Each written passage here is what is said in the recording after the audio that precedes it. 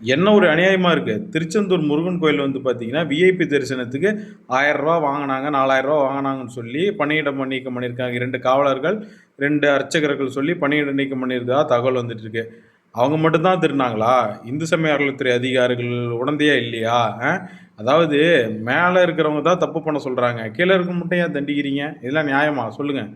1 நாள் 2 நாள்னா கூட தெரியாத தப்பு பண்ணலாம். அதாவது காவலர்கள், அர்ச்சகர்கள்னா, 1 நாள் வாங்குறாங்க, 2 நாள் வாங்குறாங்கன்னா, காசு வாங்குறாங்கன்னா சொல்லலாம்.